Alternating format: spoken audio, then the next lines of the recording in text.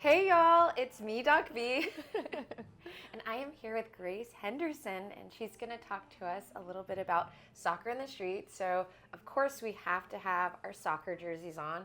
We got to represent Vine City, Team USA. So, we're all about it. So, cheers to a great interview. Cheers. Early this morning. We're drinking some Starbucks, which brings me to my first question, not my next question. What's your Starbucks order? Because I said good choice. Oh, yes. Got the cosign already.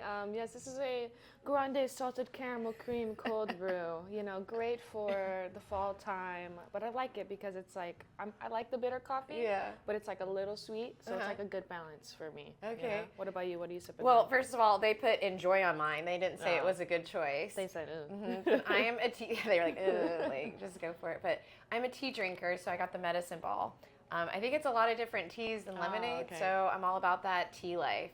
What's the tea, right, guys? What's the tea? Okay, so I'm going to ask her the first question. Can you tell me a little bit about yourself, hometown, your teams, your hobbies, education, and just kind of like how you were able to get to where you are now with working with soccer in the streets and all that? Yeah. Okay. So I am from Ellijay, Georgia, which now I think a lot more people are starting to kind of realize a little bit because it's about an hour and a half from Ellijay or from Atlanta, depending on what time you leave.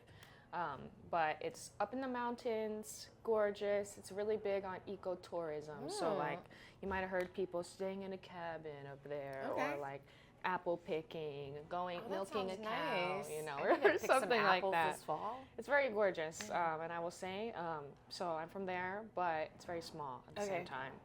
My family is originally like from South Florida. My mom was from like Miami. My dad was in like the Orlando area. They were like, we're tired of living in the city. We want to come up here, raise our children in the middle of nowhere. Joke's on them because I'm back in the city now. Welcome to Atlanta. Yeah, but yeah, Ellijay, Georgia. I went to, did all my school there. Growing up, like I said, with all of the access to nature and the outdoors, I was obviously playing a ton of soccer, but also hiking and swimming, you know, kind of getting around in the woods and stuff like that, finding little swimming holes and stuff. It sounds like so much fun. It was definitely like the more that I'm separated from it now, the more that I'm like grateful that that's the place. Because I think when you're in the moment, and especially like a city girl like me, I'm like, oh, when am I gonna get out of this small town? You know, when am I gonna leave here? But now I'm like definitely more grateful because I got to be like ride horses and stuff like that growing up. Yeah, no, that's awesome. I lived in Kentucky and didn't even ride horses. What? That's like the land. I know. I rode a horse twice. So maybe I need to go do more of that. But yeah, I totally get that idea. I grew up in a college town. So it was like, I need to get to the big city. Yeah. But now I'm like, maybe I need a more smaller town because it's so busy with the traffic. But best of both worlds, right? You get to experience all these different things. It's like my Hannah Montana moment, you know, or something. I love that, yeah. But yeah. Cool. Very nice. Okay, so you currently work at Soccer in the Streets. Can you tell them exactly what Soccer in the Streets is, first of all, and then just about the program as a national organization, as well as what they do here in the Atlanta area? Yeah, totally. So the big fancy mission statement is Soccer in the Streets is a nonprofit organization that is committed to providing high quality, community-based soccer programming to kids in Atlanta for free. For free? Yes. Oh, wow. That's Everything awesome. is completely for free for the kids, which is definitely what initially pulled me in. Yeah. So basically, we use soccer as a medium to kind of get through to kids doing work in things like social and emotional learning, career readiness, basically just using soccer as kind of the conduit to kind of creating happier and healthier young adults, basically is what I say. And so with Soccer in the Streets right now, currently, it's lived many lives. It's had many iterations. It was first created in 1989 by a woman in Jonesboro, actually, who, when the Olympics came to Atlanta, and as the World Cup's kind of going on around that time, she was like, why is this sport that is loved by the world and called the beautiful game not being offered to kids in my area, to black and brown kids in my area, that it's not that hard to kind of, you know, get a ball. It doesn't have a ton of equipment, you know, and it's easily accessible. So why can't they play that same sport? Yeah. So that was kind of the basis that it was created under. I think it was spread around, nationally for a little bit. Now we're localized to Atlanta. And what we have now is a network of stations. And so we have 6 currently soccer field station. They're like small 5v5 fields at MARTA stations around town in Atlanta. Okay. So Eastlake, which is the one that I oversee. Okay. East Point, Kensington, Lindbergh, West End, and then there's also one at 5 Points, but we don't do youth programming there. Okay, it's adult program, or what is it? We do adults. It was like the first one that they made, I believe. Okay. So it's definitely, honestly, one of the coolest looking ones, I would have to say. And it's really cool because they all have their own unique like personality and vibe, because each MARTA station, is different across the city.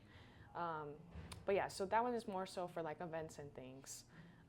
But yeah, and so we operate out of there, and we kind of have 3 arms. So there's like the station soccer aspect of it. So that's where the kids are coming in to play for free, practice during the week, and then they have games on Saturdays. We actually have our first game day this Saturday. And they're at the same fields?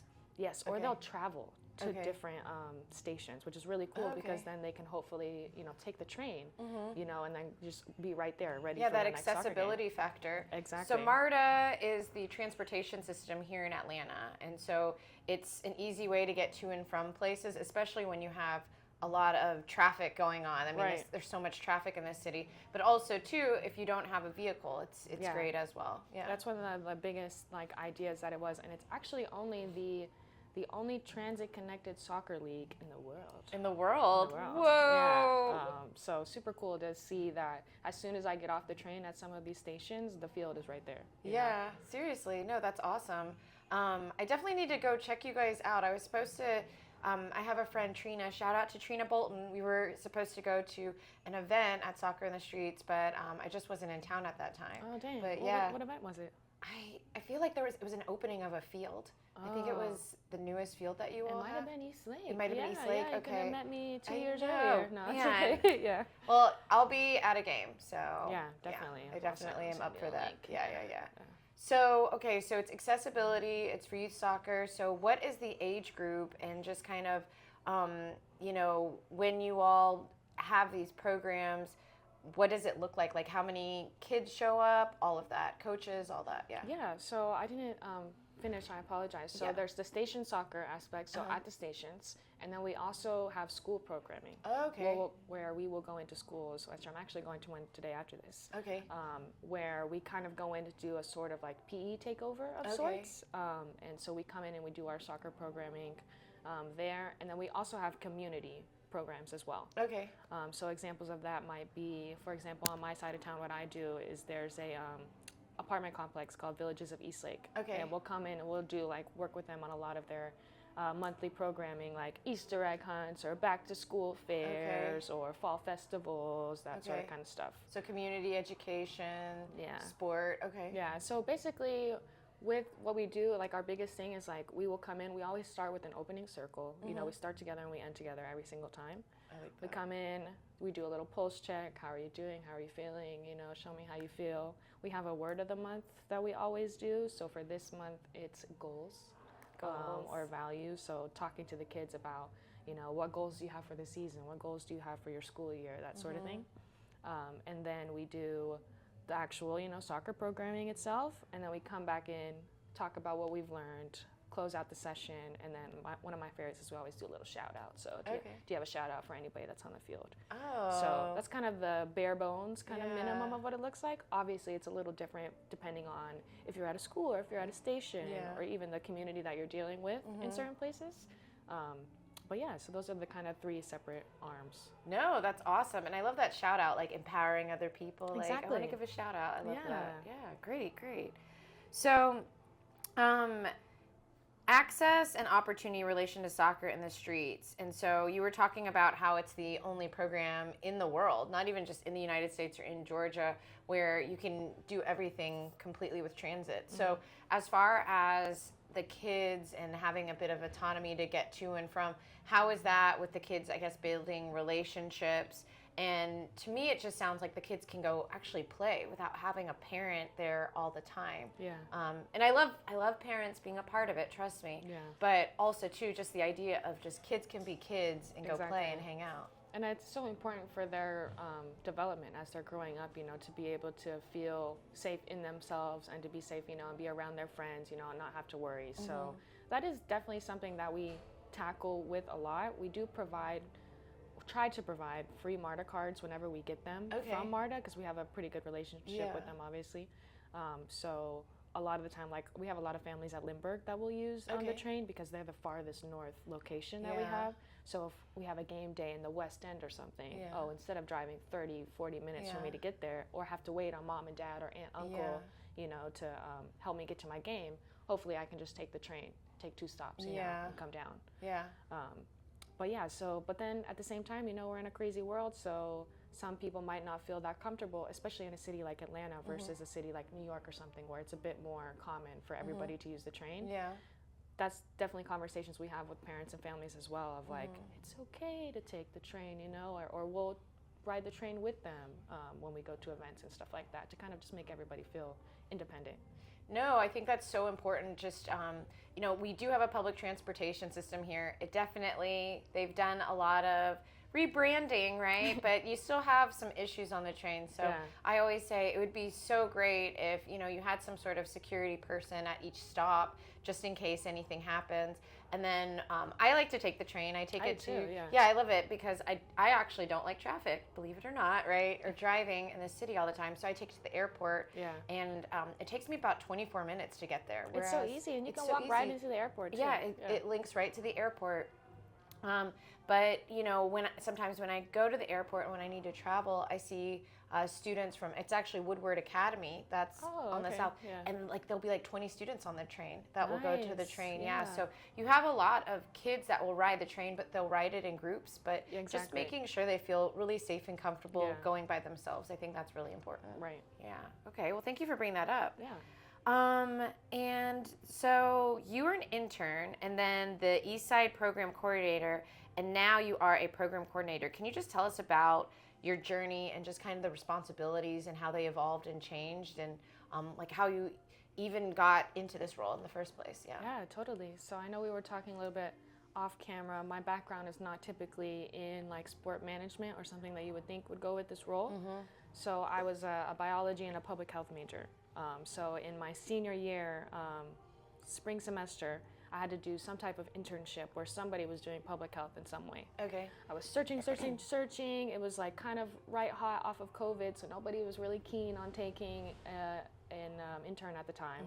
So finally, I had gotten in contact with Soccer in the Streets, started interning there, which was really cool for me, just as a soccer player myself and a public health advocate myself, to just see how they were using sport to transform these kids' lives, and public transportation, yada yada, all those cool buzzwords.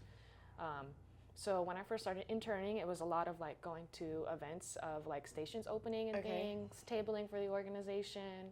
We do surveys with the kids as well of do you feel safe around your coach? Do I have fun when I come to soccer practice? Wow. Am I learning? That kind of stuff. So trying to decipher, is this a yes or a no, and inputting those in was what a lot I did as an intern.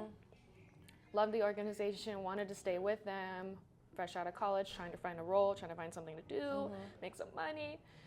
So they invited me to come and coach for the organization. So I started off coaching 10U, 12U girls at the West End, because I live over on the west side, so it's 5 minutes from my house. It's easy, super easy. Yeah.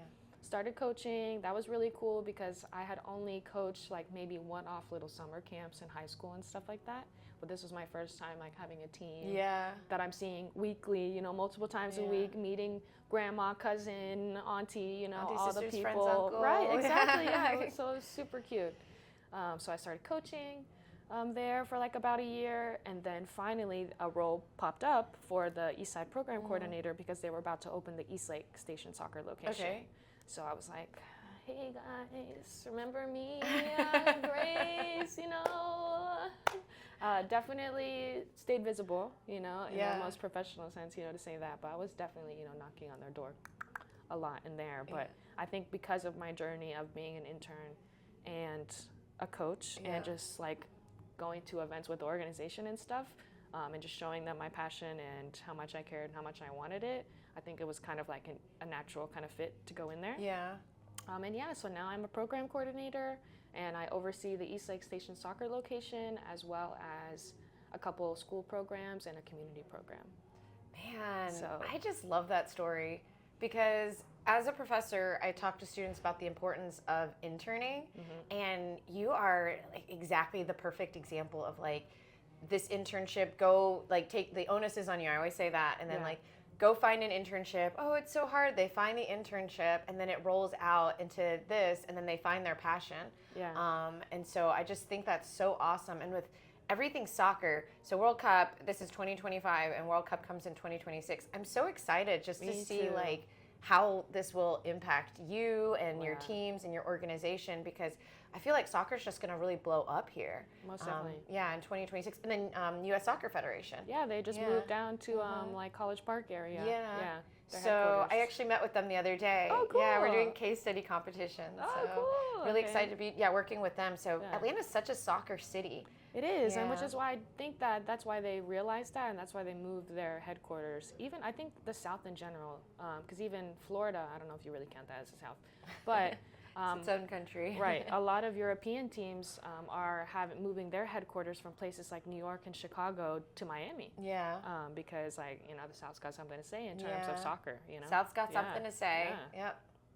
So it's been cool. Absolutely, yeah, because I know FIFA right now is based in Miami as the World Cup's getting started. I'm a little jealous of that. I wish they were based here. I know, right? In Atlanta. Yeah, and then I used to live in Tampa, and just kind of with like the weather and stuff, there's just so much opportunity. And then also too with the Latin culture, right? With like soccer being so big and everything like that. Yeah, agreed.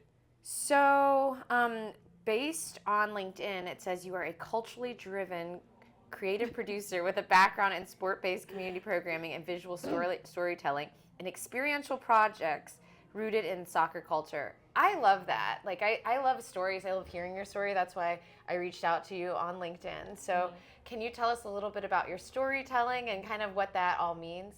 Yeah, so first of all, that's my professional, little help there with like the words and stuff. But basically what it boils down to is just that I love to use my skills with like relationship building and storytelling and communication with these families and the people that I'm meeting and the kids that I'm meeting, that I would have never met had it not been through soccer in some sort of way. And using those experiences to hopefully uplift them through things like events or campaigns and things. So I feel like, my day job is definitely like program coordinator, like I work with Soccer in the Streets, but I'm also very creative, and I like to kind of fuse my passions in both soccer and fashion, art, and music and things together, because I think they're just such a natural fit. If you're, especially like as a soccer player, like those things are kind of like one and the same. You got the soccer players with the cool tattoos and the haircuts and all the music at the games. I love the haircuts. The tunnel fits and things like that, So I do a lot of work too on the side of like throwing like watch party like parties or like kid competition parties and stuff like that, or even with the kids too, because I'm such a big fan of art and stuff, putting art projects with them. So something really cool we got to do was do a like Marta card design session. I saw that. I saw you all design. With Global Village Project, which is one of the school programs that are one of my favorite personally. So we got to do that. We got to work with this really cool organization called Design FC that they're based out of New York, where they empowered kids by helping them to design football jerseys, basically, or soccer jerseys, that they created themselves. And then they learn how to use like Photoshop and all that kind of stuff. And it literally uses their hand-drawn designs, puts them on the jerseys, and then that organization will make the jerseys and send them back to the kids. That is so cool. This whole entire interview, I have like chills, because I'm just like, this is amazing, just everything that you all do, and just also to your personality and how you're like infusing your love for things and your passion, and how it's literally manifesting in all these different aspects of Soccer in the Streets. Yeah, it's really cool. Like, and even speaking to the last question of like that journey of interning and coaching and whatever, like when I first started and when I was in school, like I said, I was a public health. I thought I was going to go to med school. I thought I was going to like save the world. And then are you saving the world? And then now it's just kind of like, I've just kind of like found myself in this like role and in this space, but it's cool because it's like you said, I get to be myself and I get to fuse my interests like in there together. Oh man, that's such a perfect career. I mean, finding a career that you want where you could actually be yourself and you don't have to turn it on and turn it off, or code switch. That's the term, right? Yeah. It's huge, and a lot of people aren't so fortunate. So, I mean, I just feel like people I've met in the soccer community in general, and maybe it's just me. Maybe my personality is more soccer because I grew up playing soccer, but meeting people at the U.S. Soccer Federation. I went to the U.S. Soccer Summit last year. Cool. I have, meeting you, working with the U.S. State Department, just all those things related to soccer. I just feel like it's awesome, just kind of the personalities you meet. And maybe that's because it's like an international, global Agreed. That's how I say. thing, There's just something different, honestly, in it. Like, no offense to all the other sports and stuff, but like, I think because it's known as the world's game, the beautiful game, like, it's being inspired by so many different cultures and people, so it's like, it's not just going to be one thing. Yeah, and there's so many different flavors. Yeah. So, what has been your biggest career highlight so far working for Soccer in the Streets? And you might have said something about it already because you've told us a lot of great anecdotal stories, but what's been your biggest highlight? Okay, selfishly, there is one, but like, it's like two of my favorite things combined. So with the school Global Village Project, which is where I'm actually going to go after this, that is a school for refugee girls that is kind of like almost like a middle school. They operate in downtown Decatur, like out of a church, like upstairs, like one hallway. It's super cool. These girls are from all over the world: Afghanistan, Myanmar, Guatemala, like Congo, like everywhere across the world that have unfortunately had, some sort of terrible situation that has, forced them to come, to where we are now, and be displaced. So we go in and we do their soccer programming and stuff. Last year, I want to say, the U.S. women's national team came to. They were playing in the She Believes Cup. I went to that. Yeah, so did we. And so they actually came. Everybody. I got to meet Alex Morgan, and that was like, especially just growing up when I did, like, oh my God, that was so cool to me. But they came to the school. We got to tour them. The girls actually and the teachers got to walk them like through their school, show them, projects that they're working on, what they're learning, and stuff like that. And then afterwards, we went over to the rec center where we do the soccer stuff. And then they like got to join in our soccer programming that day and like play games with us and things like that. They also gave out to the girls like cleats and jerseys and tons of like gear and stuff like that they still wear all the time. I still wear my free t-shirt I got that day. I would wear it all the time. It was quality stuff too. Yeah. Oh, that's even better. Right, yeah. And so selfishly just like, oh my God, I was freaking out, because it's the U.S. women's national team. Sure. I used to be obsessed with them, especially that like 2015 time when they were like killing it in the World Cup and stuff.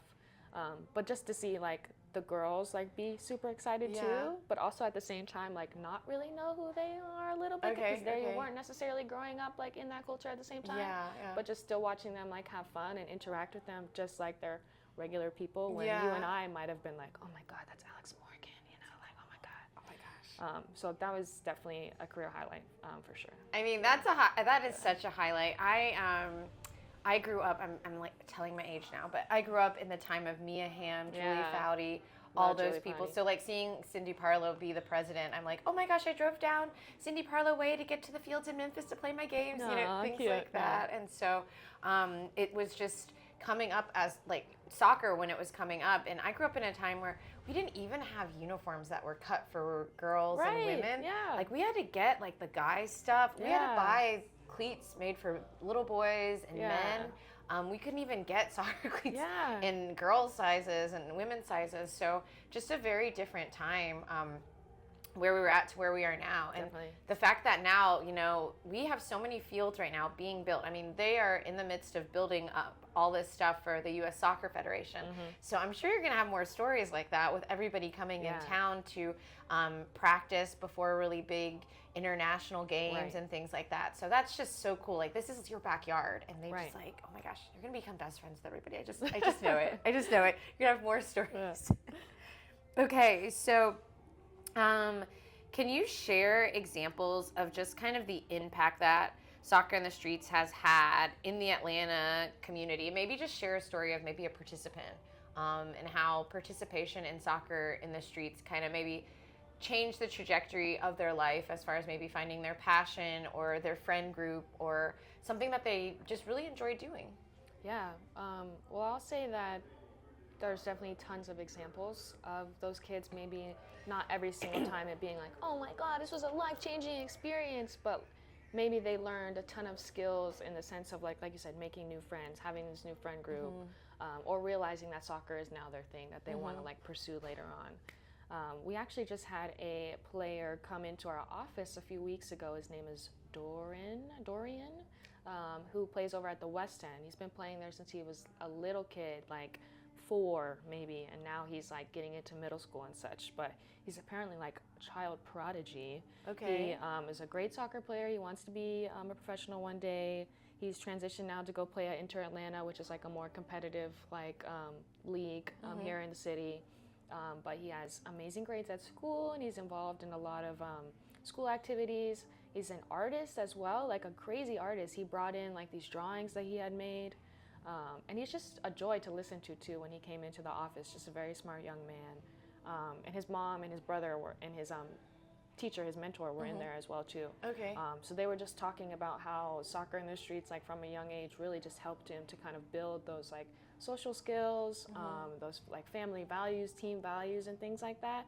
That kind of set him up for the foundation that he's on now. And he's only like 11 or something. Oh my gosh. So it's going to be super cool to see like what he accomplishes later on. Yeah. But yeah, that's just one example. Since the organization is as old as 1989, there are some people now that will like contact us and be like, hey, I remember when I was a kid playing at soccer in the streets, you know, like way back. Yeah. And they're like, how do I get back involved now, you know? Full circle moment. Or things like that, Yeah. yeah. And there is one quote that I will share from, her name is Jill Robbins. Okay. She is, we call her our Soccer in the Streets OG. She used to be the executive director at one point, and she's just had so many different hats with the organization over the years. And she says this one quote that sticks with me all the time, and she's like, in my many years of coaching and working with kids, I have only like created one professional soccer player, but I have helped to create doctors and nurses and, you know, firefighters and teachers and professors, you know, and all that kind of stuff. Yeah. So our main goal might not be necessarily to like make the next Messi or whatever, or Mia Hamm or whoever's, you know, coming on, but we're just hoping that we can use the sport, you know, in order to create like a happy, healthy young adult, you know. Talk about sport diplomacy and the ripple effect. Exactly. Yeah, yes. yeah. No, definitely. And man, so you all do surveys and everything, and you guys can see all this. Wow, I would love to just like see that and be like, wow, look at the impact of that, because other cities out there that have transit systems need to start doing this. Yeah. I mean, your model is amazing, just from what you're sharing. Yeah. So very, very cool.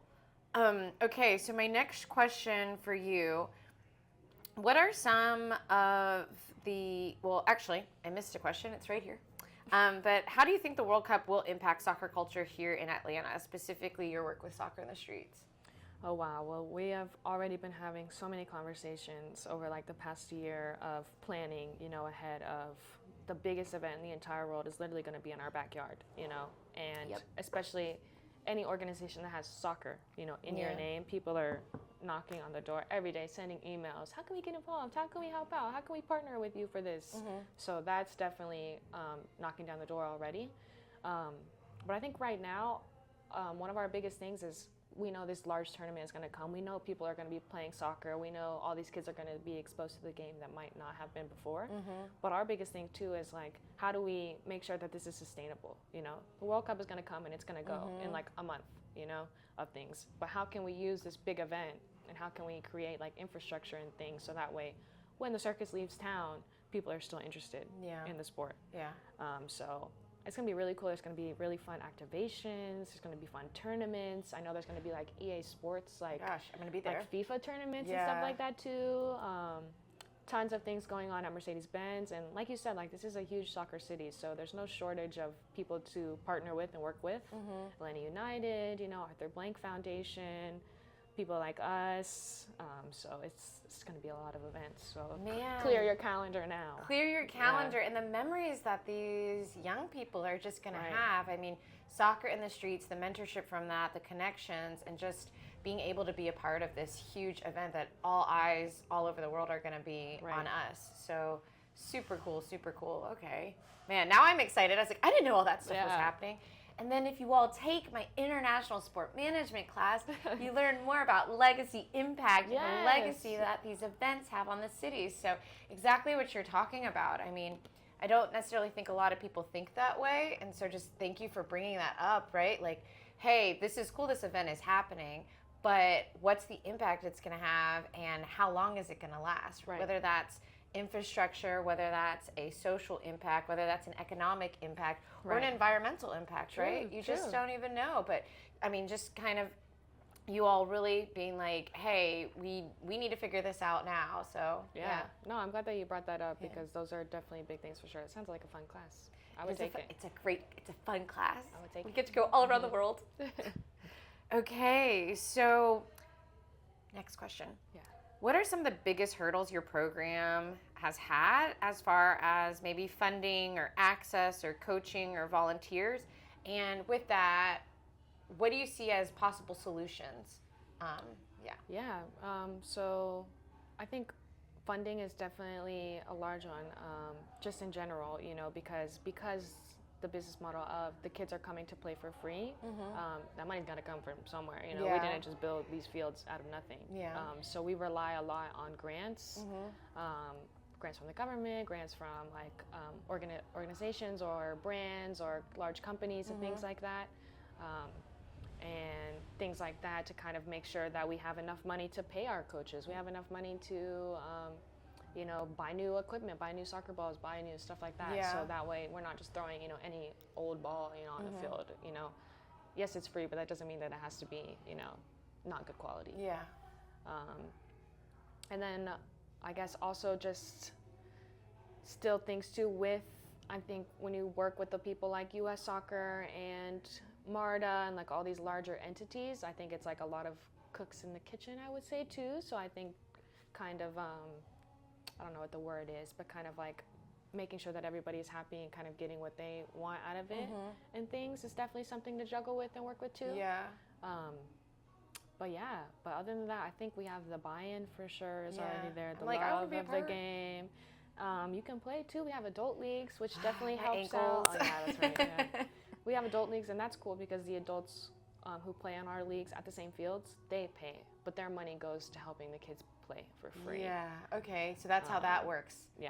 Okay, the circle of soccer, circle of life soccer. Yeah, but I think, I would say funding, just having, continuous like money coming in and things like that. It's a nonprofit, too, at the end of the day. Not to say that we don't have money or that we don't, have things coming in, but especially in this economy and the way that prices are rising for materials and things like steel and stuff like that we use to build the fields, it keeps, after we make one station, the price goes up tremendously, to build another station, and stuff. So that's something that we're definitely tackling right now. And shout out to Soccer in the Street. So being nonprofit means it's a 501c3. So for those of you listening that are like, this is so cool, donate, because that's a tax write-off for you all. Okay, so keep that in mind. 501c3s, and this is a great organization to donate to, and it's growing. It has great people working for the organization, and just the fact that it's based, seriously, great people, amazing. But just the fact that it's based here in Atlanta, and all the growth and the connections with Arthur Blank and U.S. Soccer, and the World Cup's going to be here. Like, it's one of those places you can invest in that you could really see the value, and you're not just kind of putting your money someplace where what's going to happen to it. Like you actually can see what's happening. Yes, directly. So your background in biology, I think that's so cool. I'm so bad at anything STEM, so I'm all like that's awesome. How's it played a role, I guess, in your current occupation? And, what advice do you have for students regarding majors who may want to one day be in a coordinator role, such as yourself, and working for an organization like Soccer in the Streets? Yeah, so when I went to school, I went to Oglethorpe University, studied biology and public health. I kind of came in, I knew I wanted to do that trope of like help people, but not necessarily know which lane I wanted to go down.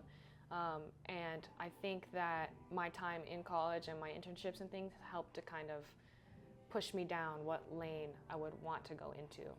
So I think it's cool because, as we talked about, like, yes, your major is super important, and I think it would be cool if you're interested in a role like this to maybe do things like sport management or even business management, nonprofit management, things like that, HR or things, or anything involving sport at all, would be cool lanes to go down. But also, I think as long as you're willing to learn on the job and you have those sort of transferable skills, honestly, like any major can kind of work out, you know, into getting what role that you need. Like, yes, your major is important, your classes are super important that you want to do, because there might be certain skills that you might not have been able to, you know, get unless you had that major.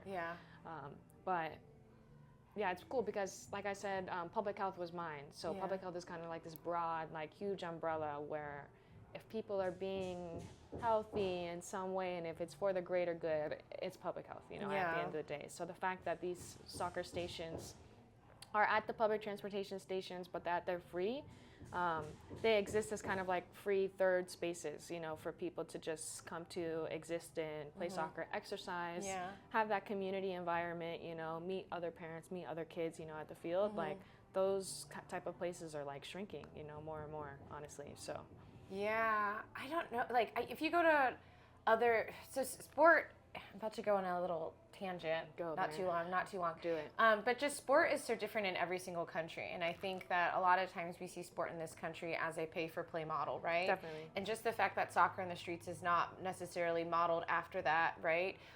Just because you're not paying for something doesn't mean it's low quality. You're creating access, so you're actually creating more opportunities for just a whole pool of people to go play soccer. So if you do have the next Messi in there, they're more likely to like have access to playing rather than somebody that may be the next Messi but can't afford to be the next Messi because they don't have transportation to a field, they don't have access to soccer equipment, things like that. So yeah, it is a service as far as like public health goes, and you're doing such a service to the community with that. It's cool, on and off the field. Yeah, very, very cool.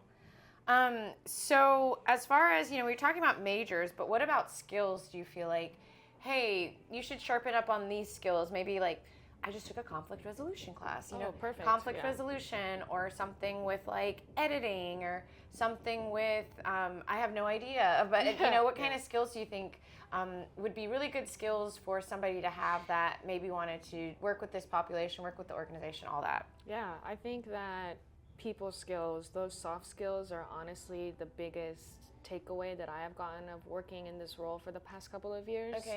Immeasurable in like their value, because I spend a lot of time in my role, boots on the ground at the fields, talking to families, getting to know them, obviously talking to the players and to the kids, getting to know them, what's going on in their lives and stuff. But as well too, meeting like officials or government officials or people coming from U.S. Soccer, you know, U.S. Women's National Team, stuff like that. So being able to like be myself and be like a good steward of the organization, whether I'm talking to a young child or a high up person at U.S. Soccer, and just be myself and just be regular and just talk and, you know, carry on a conversation and things, or be observant. Those soft skills that, you know, you can't, I mean, you can definitely train and work on, but like that has to, you have to really make a what is it? Concerted effort? Concerted effort, yeah. Concerted effort to like, you know, really work on those. I think that's the biggest, I would say, is those people skills. Things like conflict resolution, you know, people management. I manage like a team of coaches where it's like, what are you going to do if somebody shows up late that day? You know, having to enact like disciplinary measures and things like that. Being able to work with so many different personalities too, and understanding how this person might react to things or how they might want to receive information, things like that. And kids from so many different backgrounds because they're coming from all over the city. Exactly, or even all over the world too. Like, so things too, I think patience is incredibly important, a kind of cultural understanding as well too, because even with that Global Village project, these girls might not have the same level of English as I do, you know. They're from all over the world, and now I'm sitting here with them in this gym in Decatur, you know, telling them to kick the ball with the inside of their foot, you know, like, you know. So being able to, I think, teach at different levels and things like that too, like, is a good one. No, it's so funny because I've sat down and I asked this question to a lot of people I interview, and everybody keeps stressing soft skills. Yeah. So I feel like that's kind of dwindling, and so definitely. In my class, I'm like, you guys talk. I come in there and it's so eerily silent sometimes. And by mid-semester, everybody's chatting, but it's just that initial, like, there's 60 people in a room and everybody's looking at their phone. Right. Like, let's all talk to each other, build community. So very, very important. So again, soft skills. So make sure that you guys get those soft skills. Okay, we're getting to the end of our interview. How has technology, specifically AI, impacted your role or will impact your role or in the foreseeable future? Yeah, so because I am so boots on the ground, like literally having one-off conversations with people, luckily I don't really have to worry about AI or things like coming to take my job. Because so much of my job is just having relationships with the people that are in my community.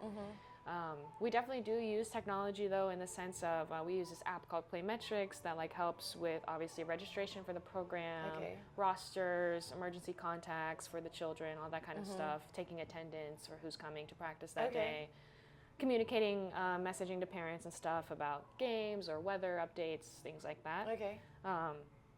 And then the surveys as well.